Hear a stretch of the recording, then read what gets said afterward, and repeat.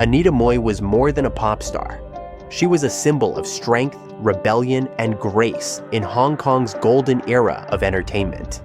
From singing in smoky clubs as a child to becoming the Madonna of Asia, her voice, style, and fearless spirit inspired millions. She ruled the stage, broke fashion norms, and challenged traditions, all while hiding a heartbreaking personal battle. This is the unforgettable journey of a woman who lived loud, loved deeply, and left too soon. If you're moved by stories of icons who changed the world, don't forget to like, share, and subscribe for more. Anita Mui was born in Hong Kong in 1963 into a life that offered little comfort. Her father passed away when she was very young, leaving her mother to raise Anita and her siblings alone. Money was always tight, and from the time Anita could walk, her life revolved around survival. She wasn't raised to chase dreams. She was raised to work, to contribute. And she did, starting at just 4 years old. While other kids played, Anita stood on stage in smoky nightclubs, singing songs she didn't fully understand, performing for tips that would help feed her family. She grew up fast. The world didn't give her much of a childhood, but it did give her a voice. Husky, deep, and far beyond her years. That voice became her escape and her weapon. Alongside her older sister Anne, Anita performed nightly in amusement parks, Chinese restaurants, and lounges, wherever they could get a gig. These weren't glamorous shows. The stages were cheap, the crowds rowdy, and the hours long. But every note she sang carved a bit more of her into the music, making her voice unforgettable. As she entered her teenage years, Anita was already a seasoned performer, but she was still unknown outside of those small venues. In 1982, everything changed. Hong Kong's TVB network launched the very first New Talent Singing Awards, a televised competition aimed at finding new stars. Anita entered with little expectation. Dressed simply and singing with raw emotion, she stunned both the judges and the audience. When she won first place, it wasn't just a victory, it was her escape from the grind, her first real step towards stardom. That win got her noticed by Capitol Artists, a major music label in Hong Kong. They saw potential in her grit, her style, and especially that voice. She signed her first contract and quickly released her debut album. The cantopop scene at the time was competitive, filled with pretty faces and sweet voices. Anita was different. She wasn't just a singer, she was a storyteller. She didn't try to sound like anyone else, and she didn't dress like anyone else. She wore flashy, androgynous outfits. She styled her hair in bold cuts. She projected a fierce confidence that few women dared to show in the entertainment industry back then. Hong Kong took notice. Within a year, she was everywhere, on billboards, in magazines, on stage. Her concerts packed out venues, and fans screamed her name. Songs like Heart Debt and Breakthrough dominated the airwaves. People didn't just listen to her music, they felt it. Behind the confident persona, though, Anita remained humble. She never forgot the nights she spent singing for coins, or the weight of supporting her family. Fame didn't make her arrogant. If anything, it made her more determined. By the mid-1980s, Anita Mui had become the queen of cantopop. But it wasn't just the music, it was the way she moved on stage, the way she made eye contact with the crowd. She brought theatricality into her performances, sometimes wearing elaborate costumes, sometimes stripping it all back to a mic and her voice. She wasn't afraid of controversy. She challenged traditional expectations of how women should act and dress. Her look was fierce, androgynous, bold. Some people didn't get it. Some criticized her for being too unconventional. But for others, especially young women, she was a revelation. At home, things were still complicated. Her relationship with her family, particularly her mother, was filled with tension. Anita often talked about the pressure she felt to provide, the sense that her own needs came last. Her sister Anne was her closest ally. They had been through everything together, from singing in run-down venues to facing the spotlight. Anne also entered show business, and they remained close until tragedy struck. In 2000, Anne passed away from cancer. The loss devastated Anita and left a wound she never truly healed from. But back in the early 80s, none of that pain had arrived yet. At that point, Anita was just beginning to conquer the city. She began crossing over into film, and even there, she stood out. Her on-screen presence was electric, her acting surprisingly natural. She wasn't trying to be a movie star, she just kept getting better at everything she did. Whether it was a romantic lead or a period drama, she had the ability to pull people in, to make them care. Anita was often compared to Western stars, especially Madonna. They both had that reinvention streak, that edge, that unwillingness to fit neatly into a box. But Anita wasn't copying anyone. She was simply following her instincts. Her concerts were some of the most visually impressive shows Hong Kong had ever seen. Costume changes, dramatic lighting, backup dancers. It all felt bigger, bolder, and more unapologetically feminine than anything the city's music scene had witnessed before. At a time when many female performers were expected to play it safe, Anita broke every rule. She sang about heartbreak, empowerment, desire, and independence. She wasn't afraid to take risks, and even when critics doubted her, she stayed true to her style. It wasn't always easy. She worked herself to exhaustion, kept a grueling schedule, and rarely took time off. Fame, for her, was never a vacation. It was responsibility. She carried the weight of being a pioneer, of opening doors for other women, and of keeping her family financially afloat. By the end of 1984, Anita Mui wasn't just a singer anymore. She had become a cultural icon, someone who defined what it meant to be a modern Hong Kong woman. Strong, stylish, unafraid. She came from nothing, but she made herself into something unforgettable. The years ahead would bring more success, more pressure, and eventually heartbreak. But for now, she was flying high, finally getting the recognition she had fought so hard for since she was a little girl singing in smoky bars. As the mid-1980s rolled into the early 1990s, Anita Mui was no longer just a household name. She was the gold standard. Her concerts weren't just performances, they were cultural events. Fans didn't just attend, they dressed up, cheered like mad, and cried during the ballads. Every ticket sold was a sign of just how deeply she had touched the public. Anita had that rare mix of talent and presence that made her magnetic, and she used every bit of it. Whether she was belting out a high-energy dance track or standing still in the spotlight with nothing but a microphone, she owned the stage. But what really set her apart was her fearlessness. She didn't chase trends, she created them. She fused Western pop styles with traditional Chinese flair, wore fashion-forward outfits that played with gender and identity, and constantly redefined what a pop star could look like. Some called her Hong Kong's Madonna, but even that comparison fell short. Anita was her own category.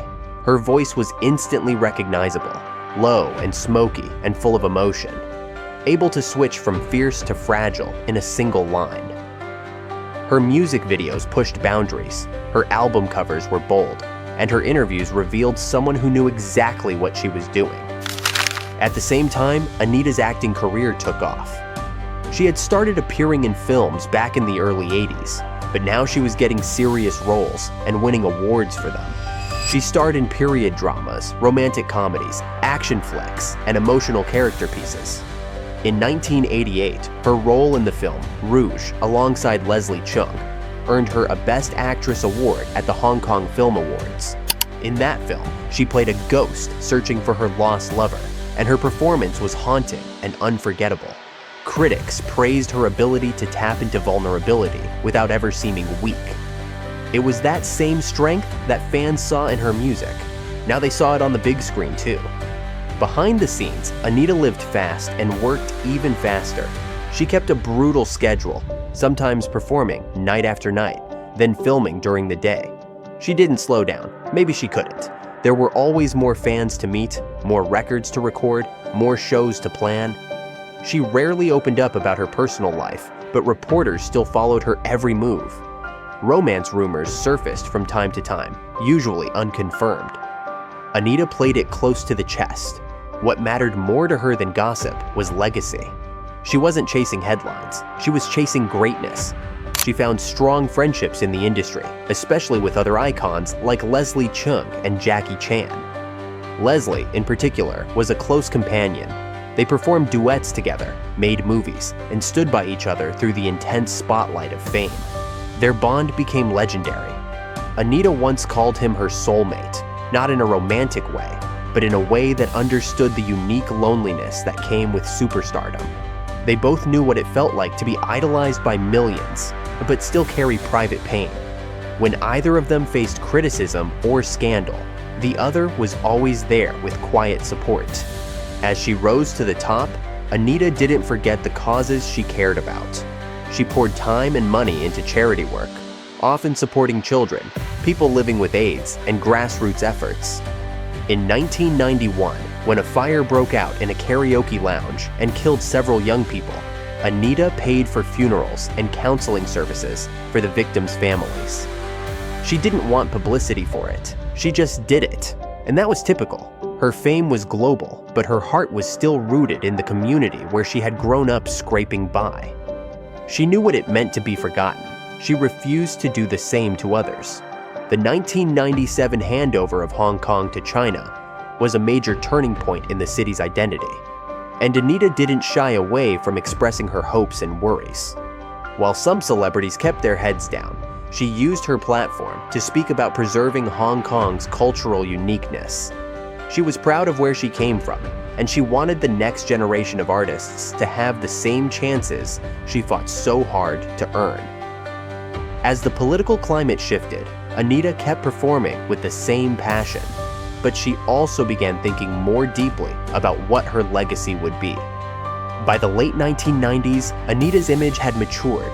She still dazzled in couture and moved like a storm on stage, but there was a softness now, a kind of wisdom in her delivery. The heartbreak in her ballads felt more lived in. She had lost close friends. She had survived public scrutiny, and through it all, she had never stopped being Anita Mui, bold, resilient, honest. Her voice carried not just lyrics, but a whole lifetime of struggle and triumph. Younger stars admired her, older ones respected her, and fans, from teenagers to grandparents, adored her. In 1999, she announced her first farewell concert series, titled Anita Classic Moment Live. It was a retrospective of her career and a gift to the fans who had supported her since the days of smoky clubs and sidewalk performances. But even as she talked about retirement, people wondered if she would really walk away. Performing was in her blood. And sure enough, although she slowed down a bit, she couldn't stay off the stage for long. What no one knew at the time was that Anita was already facing serious health issues. She had always been private about her physical and emotional struggles. Even when she was hurting, she showed up and gave her all. That was just how she lived. So when she smiled during interviews or glowed on stage, few guessed the truth. In private, though, she had begun battling something far more dangerous than public pressure or critical reviews.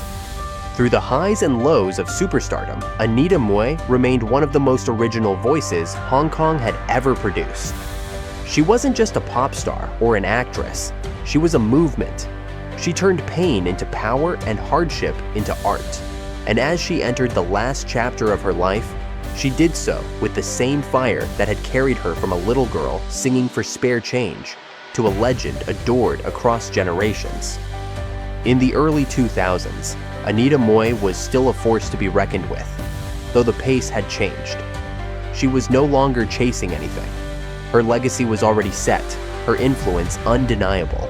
Every artist who came after her knew they were walking a path she had helped build. She had made it okay for women to be loud, stylish, unconventional, and unapologetic. The younger stars looked up to her, not just because she was a superstar, but because she had survived the chaos of the industry and still stood tall. Yet privately, Anita was entering the hardest battle of her life. She was diagnosed with cervical cancer, a truth she kept hidden from the public for a long time. She confided only in a few trusted friends and continued to perform as if nothing was wrong. There were signs: occasional weakness, weight loss, fatigue. But Anita never allowed those moments to define her. She had trained herself from the time she was a child to perform no matter what. So even with the weight of that diagnosis bearing down on her, she didn't stop. She still showed up at award shows, charity galas, and even filmed a few roles. Her spirit was undimmed, though her body was growing tired. One of her final major projects was her role in the film July Rhapsody, released in 2002. It was a quieter role, more subdued than the fiery characters she had played in the past. But there was something hauntingly real about her performance, as if she was letting the audience see a piece of her private self.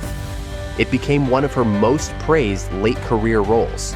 Around this time, she also started giving back even more, launching charity concerts and donating significant sums to causes close to her heart. She seemed to understand that time was precious, and she was determined to make the most of it. In September 2003, Anita finally revealed to the public that she had been fighting cancer. Her voice was calm, her tone was steady, but the announcement broke hearts across Hong Kong. She stood on stage during a press conference, wearing a white cap to cover her hair loss, and explained her situation with grace. She didn't want sympathy, just support. She asked fans not to cry, to keep believing in strength and resilience. That was classic Anita, always thinking of others, even while she was the one facing the storm. Then, something extraordinary happened. Instead of retreating into rest or treatment, Anita went on to organize one last concert series. It was her farewell, but it didn't feel like a goodbye. It felt like a celebration of everything she had given the world.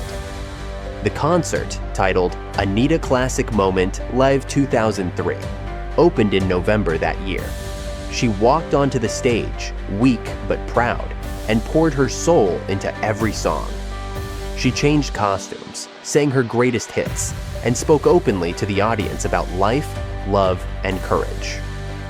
The most unforgettable moment came when she walked out in a white bridal gown. She had always said she would wear one someday, but never got the chance to marry. That night, she claimed that moment on her own terms. The image of Anita Mui in that gown, fragile but defiant, is one of the most iconic in Hong Kong entertainment history. Just a few weeks later, on December 30th, 2003, Anita passed away. She was only 40 years old. Her death sent shockwaves across Hong Kong and the wider Asian community. Crowds gathered outside the hospital. Fans lit candles in the streets. Fellow artists wept openly in interviews. The grief was massive and raw. It wasn't just the loss of a pop star. It was the loss of a cultural symbol. Someone who had made people feel seen, strong, and less alone. In those early days of mourning, TV stations re-aired her concerts, her movies, her interviews. Newspapers filled their pages with her photos. Everyone had something to say, some memory to share. Her funeral was attended by thousands, including nearly every major figure in the entertainment world. It was organized with both dignity and heart, just the way she would have wanted. Leslie Chung had died just months earlier, and the double blow felt unbearable for many. Hong Kong had lost two of its brightest stars in the same tragic year. The two were now inseparable in memory, as they had been in life. Some believed they were finally at peace together, beyond the pressures and pain they had quietly carried. Even in death, Anita's impact kept growing. Her foundation, the Anita Mui True Heart Charity, continued her philanthropic work. Her songs were remastered and re-released. Young artists paid tribute by covering her hits. Fashion designers credited her with inspiring bold choices and androgynous designs. Directors referenced her film roles as examples of complex, powerful female characters. Schools added her story to cultural education curriculums. She became more than a celebrity. She became a legend. Over the years, biopics and documentaries attempted to capture her life, but nothing quite matched the real thing. Anita had been a force of nature. She had gone from a child singing for coins to a woman who changed the definition of fame in Asia. She didn't just survive the industry, she bent it to her will. She paved the way for others, not by preaching, but by doing. She never claimed perfection. She just lived honestly, boldly, and unapologetically. That, more than anything, is why people still remember her. Anita Mui's story is one of perseverance, talent, and enormous heart. She gave everything she had to her craft, to her fans, and to the city that raised her. Her music still plays in karaoke bars and on late-night radio. Her films still move people to tears. And her memory lives on. Not just in posters or recordings, but in the courage she inspired. She once said she hoped to be remembered with a smile, and that's exactly what she left behind. A legacy filled with beauty, strength, and an unshakable spirit. Anita Mui's voice may have gone silent, but her legacy only grows louder with time. Her songs still stir the soul, her style still sparks imitation, and her story continues to inspire new generations. In life, she gave everything to her art and her fans. In death, she became timeless. Her courage, talent, and compassion made her more than an entertainer. They made her a legend. Want more powerful stories of legendary lives and the marks they left behind? Hit like, drop a comment about your favorite Anita moment, and subscribe to stay updated with more stories like this.